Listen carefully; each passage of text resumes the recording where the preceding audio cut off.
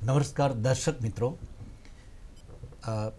આપણી જીવસૃષ્ટિ, સજીવ જીવસૃષ્ટિ જે પૂરા બ્રહ્માંડમાં અત્યાર સુધીની માહિતી પ્રમાણે ફક્ત આપણી એક પૃથ્વી છે, તે પરના સજીવો વિશે આપણે આજે થોડી ચર્ચા કરવાના છીએ.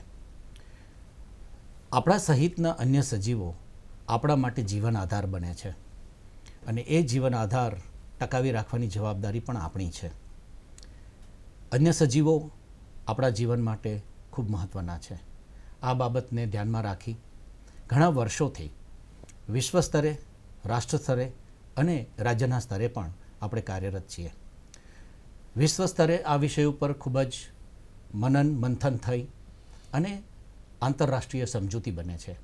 આવી એક આંતરરાષ્ટ્રીય સમજૂતી વર્ષ 1992માં રિયો ડી જાનેરો ખાતે, જેને વિશ્વ પર્યાવરણ માટેની સમિટ કહેવામાં આવે છે, એ એક કન્વેન્શન જે કહેવામાં આવે છે, એમાં આ કરવામાં આવી.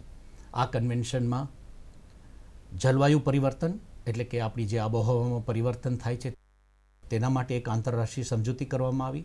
આ ઉપરાંત આપણી સજીવ સૃષ્ટિને અને એના જૈવ વૈવિધ્યને સાચવવા માટેની એક સમજૂતી કરવામાં આવી, જેને આપણે કહીએ છીએ કન્વેન્શન ઓન બાયોડાયવર્સિટી.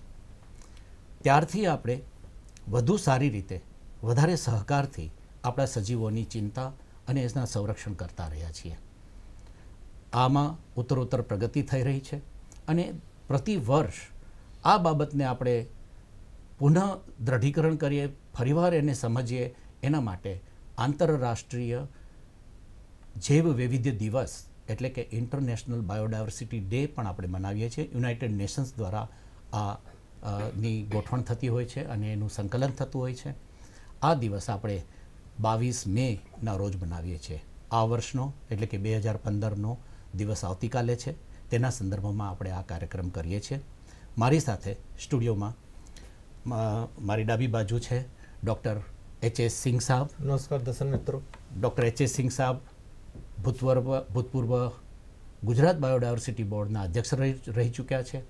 તેઓ હાલમાં રાષ્ટ્રકક્ષાએ નેશનલ વાઇલ્ડલાઇફ બોર્ડ, રાજ્ય કક્ષાએ સ્ટેટ વાઇલ્ડલાઇફ બોર્ડના સભ્ય છે અને આ વિષયમાં ખૂબ જ ઊંડું જ્ઞાન ધરાવે છે. એમનો અનુભવ પણ ખૂબ જ લાંબો છે. એમની બાજુમાં ડૉક્ટર જે.એ. ખાન સાહેબ. નમસ્તે દર્શક મિત્રો. ડૉક્ટર જે.એ. ખાન સાહેબ ભારતીય વન સેવાના અધિકારી છે.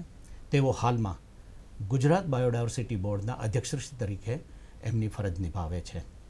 તેમની ડાબી બાજુમાં શ્રી બી.કે. સિન્હા. નમસ્કાર દર્શક મિત્રો. શ્રી બી.કે. સિન્હા પણ ભારતીય વન સેવાના અધિકારી છે. તેઓ ગુજરાત બાયોડાયવર્સિટી બોર્ડના સભ્ય સચિવ તરીકેની ફરજ બજાવે છે. હું આ બધા જ મહાનુભાવોનો અત્યારના અહીં સ્વાગત કરું છું અને ત્યારબાદ આપણે આપણો આ વિષય શરૂ કરીએ. જૈવ વૈવિધ્ય. આપણે જ્યારે જૈવ વૈવિધ્ય કહીએ છીએ ત્યારે આપણી સંસ્કૃતિમાં કહે છે કે ઘણા બધા સજીવો, લગભગ 84 લાખ સજીવોને એની આપણે આપણા પરદાદાને બધા લોકો વાત કરે છે. એના વિશે કાંઈ ને કાંઈ માહિતી તો આપણને છે. આપણી જે રૂઢિગત આપણું જ્ઞાન છે તે પ્રમાણે પણ આપણને આપણા સજીવો જેના પર આપણો આધાર છે તેના વિશે માહિતી છે, પરંતુ વિજ્ઞાન દ્વારા આપણને વધારે માહિતી મળે છે. આવો જ એક પ્રશ્ન હું પૂછીશ સિંઘ સાહેબને, ડૉક્ટર એચ.એસ. સિંઘ સાહેબને, કે રાષ્ટ્ર કક્ષાએ આપણું સજીવ સૃષ્ટિ, આપણું સજીવ વૈવિધ્ય, એની સમૃદ્ધિ કેટલી છે અને રાજ્ય કક્ષાએ આપણે કેટલા સજીવો છે? જૈવિક વિવિધતા એટલે કે સજીવની વિવિધતા.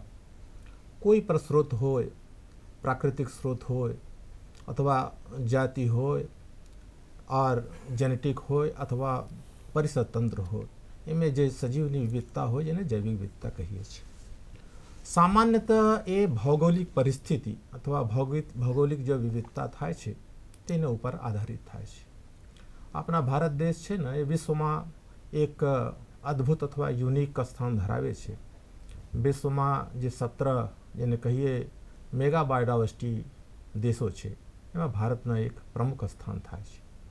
કેમ કે ભારતમાં અગર આપણે પ્રાકૃતિક વિવિધતા જોઈએ તો હાટ ડેઝર્ટથી લઈ કોલ્ડ ડેઝર્ટ, ઠંડા પ્રદેશ હિમાલયનો મળે છે. સૌથી ઓછું વરસાદવાળા વિસ્તાર આપણે કહીએ ઓછામાં ઓછા થાર ડેઝર્ટથી લઈ દુનિયાના સૌથી વધારે વરસાદ વિસ્તાર નોર્થ ઇસ્ટમાં ભારતમાં મળી આવે છે. ઊંચાઈના દૃષ્ટિએ જોઈએ તો દરિયાકાંઠા જીરો સ્તર, જેને સમુદ્ર સ્તરના જીરો સ્તર કહીએ, ત્યાંથી લઈ અને હિમાલયનો ઊંચા પહાડીઓ ત્યાં પણ મળી આવે છે. તમામ પ્રાકૃતિક અને આપણે જો જીઓલોજિકલ ફોર્મેશન જોઈએ તો એના દૃષ્ટિએ પણ ભારતની વિવિધતા ખૂબ છે. આપણા દરિયાકાંઠા વિસ્તાર છે, કોરલ છે, મેંગ્રોવ છે, જેના કારણે ભારતમાં જે જીવતંત્ર છે, સજીવ છે, અંગ્રેજીમાં કહીએ તો ફ્લોરા એન્ડ ફોના છે, એને વિવિધતા ખૂબ છે. એમ તો દુનિયામાં તમામ જીવતંત્રની નોંધણી થઈ નથી. જે નોંધણી થઈ છે એના આધારે અંદાજન 17 લાખ જીવતંત્ર છે, જેમાંથી પ્લાન્ટ પણ છે અને સજીવ પણ આવી જાય છે. અને ભારતમાં પણ ખૂબ વિવિધતા જોવા મળે છે. પ્રાકૃતિક વિવિધતાના આધારે સામાજિક વિવિધતા, આર્થિક એને જે ઢાંચા તૈયાર થાય છે એના ઉપર આધારિત થાય છે. તો ગુજરાતના આપણે જોઈએ તો ભારતમાં એક ખૂબ પ્રમુખ સ્થાન ધરાવે છે. એમ તો આમ લોકો જો વિવિધતાની બાતો કરીએ તો મોટા મોટા પ્રાણીઓની બાતો કરી છે. એ બાતોમાં દેખીએ તો ભારતના ગુજરાતના અમુક પ્રથમ સ્થાન ધરાવે છે. આપણે એશિયાટિક લાયન પણ છે, ઘોડકર છે, ઘણા પ્રાણીઓ એવા છે કે બીજો જગ્યા નથી.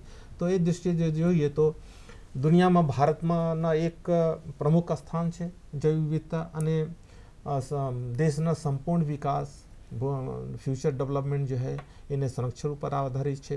અને ભારતમાં ગુજરાતમાં પણ એક પ્રમુખ સ્થાન રહે છે.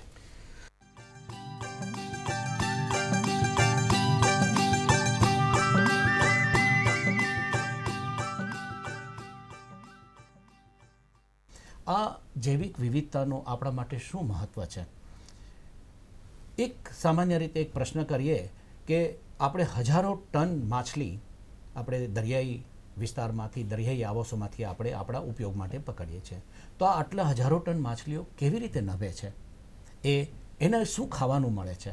તો દરિયાઈ જીવસૃષ્ટિમાં આપણે જેનો ઉપયોગ નથી કરતા એવા ઘણા સૂક્ષ્મ જીવો અને મોટા જીવો પણ વસે છે, જેના ઉપર આ માછલીઓ નભે છે. અને એ માછલીઓ આપણે પકડી અને આપણા ઉપયોગ માટે લઈએ છીએ, માનવ સમાજ એના ઉપયોગ માટે લે છે. આવી જ કંઈક બાબત આપણે પૃથ્વી પર પણ, એટલે કે જ્યાં આગળ જમીન આવેલી છે ત્યાં પણ બને છે કે આપણા વનોમાંથી આપણે ખૂબ પેદાશો મેળવીએ છીએ. આપણે આપણી ખેતીની જમીનોમાંથી, આપણી ખેતીની જમીનો સમૃદ્ધ થાય. આપ સૌ જાણો છો કે હવે આપણે ઓર્ગેનિક ફાર્મિંગ વિશે વાત કરીએ છીએ કે એક જીવસૃષ્ટિ, એક પ્રકારની જીવસૃષ્ટિ છે તે આપણને કેવી રીતે ખેતીમાં મદદ કરતી હોય છે. આપણા ખેતીમાં જે પોલિનેશન, પરાગનયન થાય છે, તો પરાગનયન કરતા જે સજીવો છે આપણને સીધો ફાયદો નથી કરતા, પરંતુ આપણી ખેતીને સમૃદ્ધ કરે છે. તો આ બધા જ સજીવોનું જે મહત્ત્વ છે તે આપણે સમજીએ તો જેને કારણે એ આપણે જ્યારે સમજીએ છીએ ત્યારે ખ્યાલ આવે છે કે જેટલી જ સમૃદ્ધ જૈવિક સૃષ્ટિ તેટલી સમૃદ્ધ આપણું જીવન અને તેટલું જ સુરક્ષિત આપણું જીવન. આ એક બહુ અગત્યની બાબત છે. આ વિષય જે છે એને આપણે કહીએ છીએ ઇકોલોજી. એટલે કે દરેક સજીવો એકબીજા પર આધાર રાખે છે, સજીવો પોતાના નિવાસ પર આધાર રાખે છે, સજીવો એ નિવાસમાં જે કંઈ પર્યાવરણીય ઘટકો છે, માટી, પાણીની વ્યવસ્થા, આબોહવા, એ બધા ઉપર એ આધાર રાખે છે. અને એ જે આંતરિક સંબંધો છે તેને આપણે ઇકોલોજી કહીએ છીએ.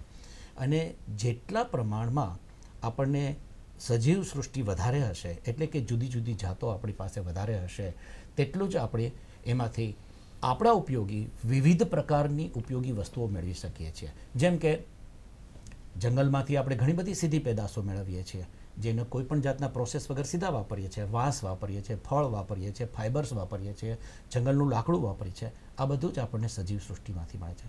આ ઉપરાંત અદ્યતન વૈજ્ઞાનિક સંશોધન પછી આપણે એમાં વેલ્યુ એડિશન કરીને, એટલે કે ધારો કે મેડિસિનલ પ્લાન્ટ્સ જે છે, એટલે કે વનૌષધિઓ છે, તેમાંથી અમુક તત્વો મેળવી અને એમાં પ્રોસેસ કરીને આપણે વનૌષધિઓ મેળવીએ છીએ, જે આપણી સુખાકારી માટે આપણે વાપરીએ છીએ. તો આ ઇકોલોજીના અભ્યાસથી અને જીવ વૈવિધ્ય જે છે આપણું, એના અભ્યાસથી આપણે જીવનને આપણે વધારે સુરક્ષિત બનાવીએ છીએ, વધારે અનુકૂળ બનાવીએ